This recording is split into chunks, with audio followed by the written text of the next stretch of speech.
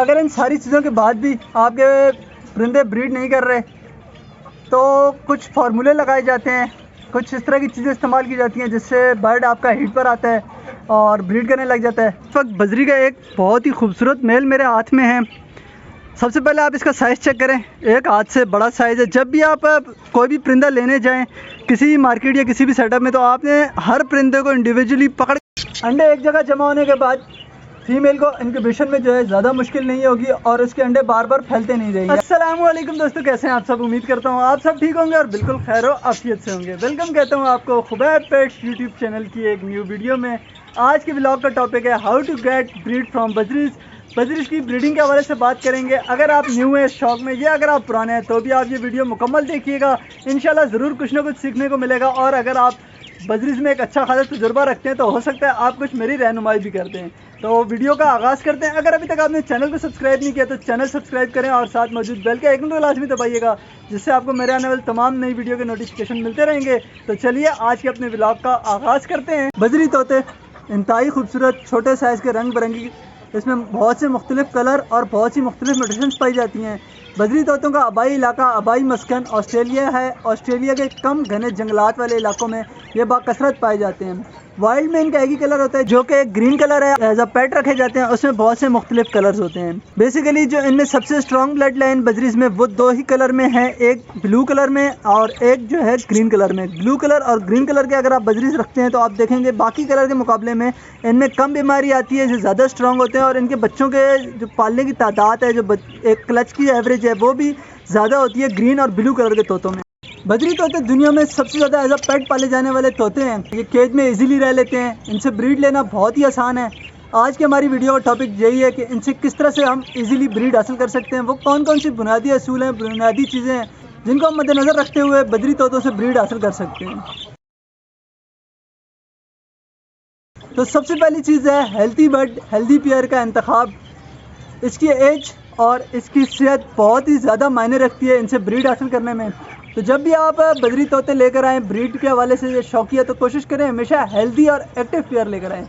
Healthy और active pair में क्या क्या देखा जाता है, इनके फेदर्स बिल्कुल शाइनिंग होनी चाहिए, इनका साइज जो है बहुत अच्छा होना चाहिए, इनके पाँव पंजे वगैरह बिल्कुल परफेक्ट होने चाहिए और इनकी जो बॉडी शेप है वो प्रॉपर होनी चाहिए। बजरी तोते का कम से कम साइज़ आपके एक हाथ जितना होना चाहिए। बजरी का एक बहुत ही खूबसूरत मेल मेरे हाथ में है। सबसे पहले आप इसका साइज़ चेक करें, एक हाथ से बड़ा साइज़ है। जब भी आप कोई भी परिंदा लेने जाएं किसी भी मार्केट या किसी भी सेटअप में, तो आपने हर परिंदे को इंडिविजुअली पकड़ के चेक करना है। उसकी हेल्थ, उसका बॉडी शेप वगैरह मुकम्मल होना चाहिए। बिल्कुल हेल्दी परिंदा हमेशा आप अपने सेटअप में डालें। यहाँ पर अगर हम इसकी फेदर चेक करें तो फेदर बिल्कुल कम्प्लीट है, एक भी पर कम नहीं होना चाहिए। इससे जो है फ्लाइंग में काफ़ी ज़्यादा फ़र्क पड़ता है। तो जितने अच्छी फ्लाइंग करेगा बजरी उतनी अच्छी आपके पास ब्रीड आएगी।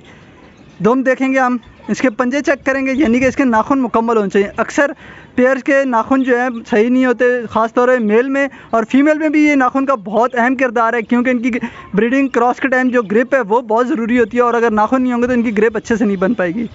चोंच का कलर बता रहा है कि ये मेल है और सेकंड ये बिल्कुल ब्रीडर या ब्रीड के लिए रेडी मेल है। इस तरफ बाद में आएंगे कि मेल फीमेल किस तरह पहचान जाती है। ये हमने एक हेल्दी बर्ड को देखा है यहाँ पर और इसका साइज़ भी मैंने आपको चेक करा दिया है। साइज़ के बाद दूसरी चीज़ आती है एज। जी हाँ, एज बहुत ज़रूरी फैक्टर है ब्रीडिंग हासिल करने के लिए। तो जब भी आप परिंदा लेकर आएँ तो उसकी एज आपको कंफर्म होनी चाहिए। बजरी की रिकमेंडेड एज है 6 महीने, कम से कम 6 महीने का बजरी हो तो आप उससे ब्रीड हासिल कर सकते हैं। अगर इससे छोटा परिंदा आप ब्रीडिंग पर लगाएंगे तो चांसेस है कि ब्रीड तो कर दे लेकिन उसमें बहुत से मसाइल आ जाएंगे, इनफर्टिलिटी के, फीमेल में चर्बी के मसाइल आ सकते हैं। इन सारी चीज़ों को हम आगे डिस्कस करेंगे कि इनफर्टिलिटी क्या चीज़ है, या चर्बी फीमेल में आ जाए किस वजह से आती है और किस तरह ये ख़त्म होती है, चर्बी की निशानियाँ क्या हैं। तो दूसरा जो हमारा सबसे फोकस होना चाहिए सबसे ज़्यादा वो होना चाहिए एज पे। कम से कम 6 महीने का बजरी हमारे पास होना चाहिए जिससे हम ब्रीड हासिल करें। और अगर कलर की बात की जाए तो बहुत से मुख्तलिफ कलर पाए जाते हैं बजरी में। आप अपनी पसंद के किसी भी कलर के बर्ड्स चूज़ कर सकते हैं, लेकिन मैं रेकमेंड करूंगा अगर आप ब्रीडिंग के मकसद के लिए लगा रहे हैं बजरी, यानी कि अगर आप इनसे कुछ इनकम कमाना चाहते हैं तो आप ग्रीन और ब्लू कलर के बजरी लगाएं। ब्लैक आई में ग्रीन और ब्लू कलर के बजरी जो है ज़्यादा स्ट्रॉन्ग है। दूसरे बजरी के मुकाबले में इनके बच्चों की तादाद भी ज़्यादा होती है और ये अपने बच्चों को पालते भी बहुत अच्छे से हैं। Cage selection. बर्ड्स की सिलेक्शन के बाद जो सबसे ज़रूरी चीज़ है वो केज का होना ज़रूरी है। ज़ाहिर सी बात है, जब हम परिंदा लेके आएंगे तो उसको रखने के लिए कोई जगह भी चाहिए होती है। बजरी से हम दो तरीके से ब्रीड ले सकते हैं, कॉलोनी सिस्टम और सेपरेट या केज बाय केज सिस्टम। दोनों सिस्टम ठीक हैं, दोनों के अपने फ़ायदे और अपने नुकसान हैं, इन पर कभी अलग से बात करेंगे। आज मेरा फोकस जिस चीज़ पर है वो बजरी से ब्रीड हासिल करने के ऊपर है, और मैं आज जो तरीका बताने जा रहा हूँ वो केज बाय केज का तरीका है। तो अगर आप केज बाय केज में बजरी रखते हैं, यानी कि एक केज में एक पेयर, तो उसके लिए जो केज का साइज़ होना चाहिए, हाइट जो है कम से कम 2 फीट होनी चाहिए, डीप 2 फीट होनी चाहिए, और फ्रंट जो है वो कम से कम 1.5 फीट का होना चाहिए। यानी 24 इंच पे 18 इंच का जो एक केज है वो बजरी की एक पेयर के लिए परफेक्ट है ब्रीड हासिल करने के लिए। इस तरह एक केज में आप अगर ब्रीड हासिल करेंगे तो आपका परिंदा किसी किस्म की बीमारी का शिकार नहीं होगा, यानी कि ना उड़ने की वजह से चर्बी का अक्सर मसला आ जाता है। जैसे पहले ही मैंने चर्बी का जिक्र किया, तो परिंदा जब कम एक्सरसाइज करता है, कम उड़ता है, तो उसको जो है बजरी में ख़ास तौर पर चर्बी के मसाइल आ जाते हैं। तो इससे बचने के लिए आप कोशिश करें कि जो साइज़ मैंने आपको बताया, कम से कम आप ये साइज़ जो है लगाएँ बजरी से ब्रीड हासिल करने के लिए, 24 inch by 24 inch by 18 inch. Cage की सिलेक्शन के बाद तीसरे नंबर पर ज़रूरी चीज़ है नेस्ट बॉक्स। नेस्ट बॉक्स बहुत सी मुख्तलिफ़ इक़साम के आते हैं बजरी के, लकड़ी के और मिट्टी के मुख्तलिफ़ शेप्स के बने हुए आते हैं, हाउस नुमा भी होते हैं और फ्लैट में भी होते हैं। कुछ नेस्ट बॉक्स की तस्वीर यहाँ मैंने साइड पर लगा दी है, आप देख सकते हैं।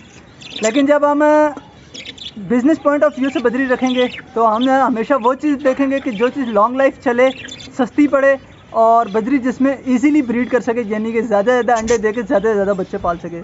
तो उसके लिए सबसे ज़्यादा प्रेफरेबल मटकी है। ये सामने इस तरह से आपको मटकी लगी हुई नज़र आ रही है, और मटकी भी बहुत सी मुख्तलिफ़ इक़साम की आती हैं। कुछ नीचे से बिल्कुल फ्लैट आती हैं और कुछ नीचे से गोल आती हैं। जैसे सामने आप वीडियो में देख रहे हैं, इस मटकी के नीचे से ये फेस थोड़ी सी उभरी हुई है, नीचे की तरफ निकली हुई है। इसका फ़ायदा क्या है कि जब फीमेल अंडे देगी तो अंडे सारे एक जगह पर जमा हो जाएंगे। अंडे एक जगह जमा होने के बाद फीमेल को इंक्यूबेशन में जो है ज़्यादा मुश्किल नहीं होगी, और उसके अंडे बार बार फैलते नहीं रहेंगे। अगर आप फ्लैट मटकी इस्तेमाल करेंगे जो बिल्कुल नीचे सीधी होगी, तो उसमें क्या होगा कि अंडे जब भी फीमेल बाहर निकलेगी पानी दाना खाने के लिए, अंडे इधर उधर फैल जाएंगे। या जो आप लकड़ी का बॉक्स इस्तेमाल करते हैं उसमें भी अक्सर ये मसाइल देखने को मिलते हैं कि बजरी के जो अंडे हैं वो इधर उधर फैल जाते हैं, और बाद में फीमेल उनको इकट्ठे करते हुए अक्सर इस तरह से अंडे टूट भी जाते हैं। तो अगर आप लकड़ी का बॉक्स इस्तेमाल करना चाह रहे हैं तो वो भी कोशिश करें अंदर से कुछ इस तरह की शेप का बना हुआ कटोरा नुमा, जिसमें अंडे सारे एक जगह पर जमा हो। अगर नेस्ट मटेरियल की बात की जाए तो बजरी को किसी भी किस्म के नेस्ट मटेरियल की ज़रूरत नहीं पड़ती है। अगर बजरी के बॉक्स में, ये मटकी में आप नेस्ट मटेरियल डालेंगे भी सही, तो वो मटकी को साफ़ कर देगा, पंजों की मदद से मटकी बिल्कुल खाली कर देगा। बजरी हमेशा बिल्कुल खाली साफ़ सुथरी मटकी में अंडे देना पसंद करता है। जब भी आप नेस्ट बॉक्स लगाएं, यानी मटकी या बॉक्स जो भी आप चीज़ इस्तेमाल कर रहे हैं, जब भी लगाएं कोशिश करें और बिल्कुल साफ़ सुथरा करके उसके अंदर हल्की तादाद में कूपेक्स पाउडर, यानी जो चूंटियाँ कीड़े मारने वाला पाउडर होता है वो इस्तेमाल करें, वो छिड़क कर फिर लगाएं। उससे एक वगैरह कीड़े पैदा नहीं होंगे। नेस्ट बॉक्स जब भी लगाएं कोशिश करें पिंजरे में बिल्कुल टॉप पे, बिल्कुल ऊंचाई पे करके लगाएं। और दूसरी कोशिश आपकी ये होनी चाहिए कि हमेशा सारी मटकियाँ एक ही डायरेक्शन में लगाएं। जैसे आप यहाँ वीडियो में देख रहे हैं कि मेरे पास तकरीबन 6 बजरी के जोड़े लगे हुए हैं, और सबकी डायरेक्शन, सारी मटकियों की डायरेक्शन एक सी है। इसमें क्या होता है कि दूसरे पेयर डिस्टर्ब नहीं होते। अगर केज में स्टिक की बात करें तो स्टिक हमेशा इस तरह की लगाएं जिस पर बजरी इजीली बैठ सके, जिस पर बजरी की ग्रिप बहुत अच्छे से बने। बहुत ज़्यादा मोटी स्टिक भी नहीं लगानी और बहुत ज़्यादा पतली स्टिक भी नहीं लगानी, इतनी पतली भी ना हो कि बजरी बैठे तो स्टिक जो है झूलने लग जाए। यहाँ जैसे आप देख रहे हैं कि एक मेल बजरी स्टिक के ऊपर बैठा हुआ है और इसकी ग्रिप बहुत अच्छे से बन रही है, यानी ये अपने पंजे अच्छे से फंसा पा रहा है। इससे क्या होता है कि जब ये क्रॉस करते हैं, मीटिंग करते हैं, तो इनकी ग्रिप अच्छे से बनी रहती है और इनकी जो क्रॉस है वो एक कामयाब क्रॉस रहती है। अगर स्टिक हिल रही होगी, स्टिक नाजुक होगी, तो इनकी ग्रिप अच्छे से नहीं बन पाएगी, जिससे कि इनके ब्रीडिंग सही नहीं होगी और इनफर्टिलिटी के मसाइल बहुत ज़्यादा आपको देखने पड़ेंगे। बजरी की डाइट की बात की जाए तो बजरी की डाइट बहुत ही इंपॉर्टेंट है इनसे ब्रीड हासिल करने के लिए, बल्कि किसी भी बर्ड से ब्रीड हासिल करने के लिए उसकी डाइट, इसकी खुराक बहुत ज़रूरी चीज़ है। बजरी की डाइट में आप मिक्स सीड, बहुत अच्छे से किस्म का मिक्स सीड बनाना है आपने, हमेशा टॉप क्वालिटी का सीड ख़रीदें। मिक्स सीड में बारीक कंगनी, मोटी कंगनी, जई, सूरजमुखी का बीज, भंग का बीज, लाल कंगनी, इन सब को एक मुनासिब मिकदार में अच्छी तरह से मिक्स करके कोशिश करें धूल और मिट्टी से पाक दाना इस्तेमाल करें और इनको अच्छी तरह से मिक्स करके अपने बजरी से खिलाएं। मिक्स सीड के अलावा बजरी के लिए आपने नमक का पत्थर रखना बहुत ज़रूरी है केज के अंदर। यहाँ आप देख सकते हैं मेरे पास मुख्तलिफ नमक के पत्थर हर केज में दस्तयाब है।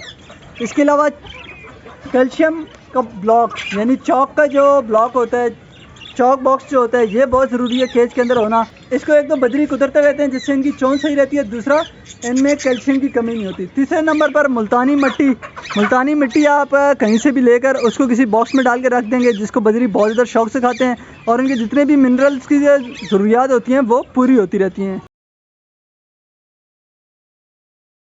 फ्रेश और साफ़ सुथरा पानी किसी भी परिंदे की हेल्थ के लिए बहुत ज़रूरी है, और अगर हम परिंदे से ब्रीड हासिल करना चाहते हैं तो पानी का साफ़ सुथरा होना बहुत ज़रूरी है।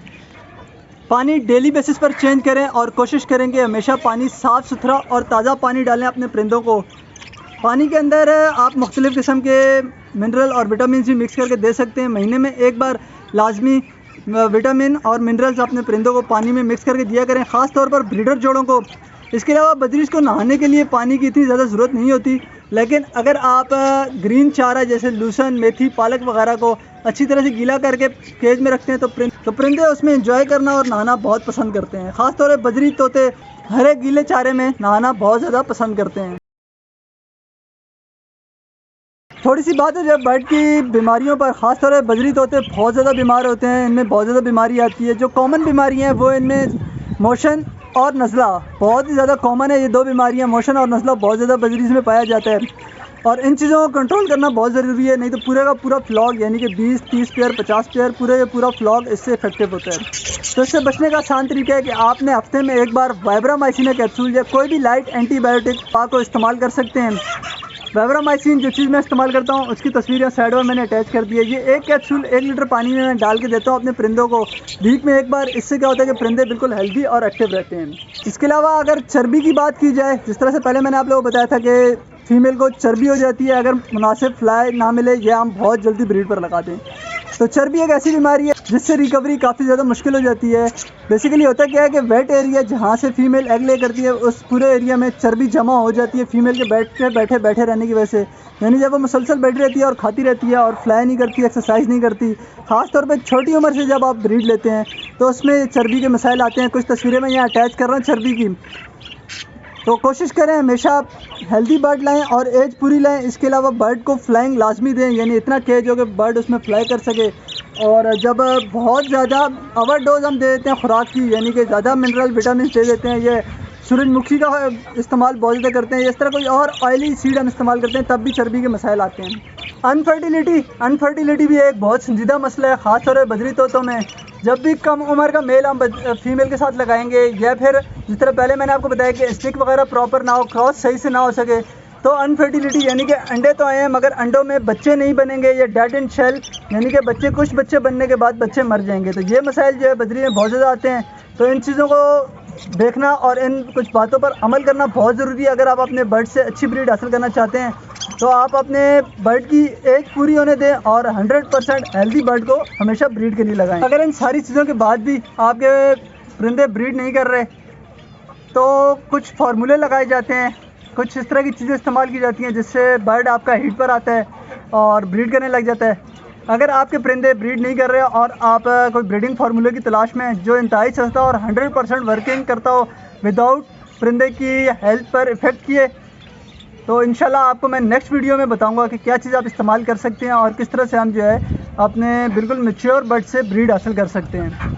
जी दोस्तों, तो ये था आज का व्लॉग। उम्मीद करता हूँ आज की वीडियो आपको पसंद आई होगी और ज़रूर कुछ ना कुछ सीखने को मिला होगा। अगर आप भी कोई टॉपिक रह गया है और आप मुझसे पूछना चाहते हैं तो आप मुझसे कमेंट बॉक्स में रब्ता कर सकते हैं, कमेंट करके आप मुझसे पूछ सकते हैं। इंशाल्लाह बर वक्त जवाब देने की कोशिश करूँगा। इसके अलावा मेरे इंस्टाग्राम का यूज़र नेम यहाँ आ रहा है, मुझे इंस्टाग्राम पर फॉलो करके आप DM में भी मुझसे रब्ता कर सकते हैं। तो उम्मीद है आपने चैनल अब तक सब्सक्राइब कर लिया होगा और वीडियो को लाइक तो आपने पहले ही कर लिया होगा, मुझे उम्मीद है। तो आज की वीडियो यहाँ ख़त्म करते हैं। आज की वीडियो चाहता हूँ इजाज़त, इंशाल्लाह मिलते हैं किसी न्यू वीडियो किसी न्यू टॉपिक के साथ। तब तक के लिए अल्लाह हाफ़िज़।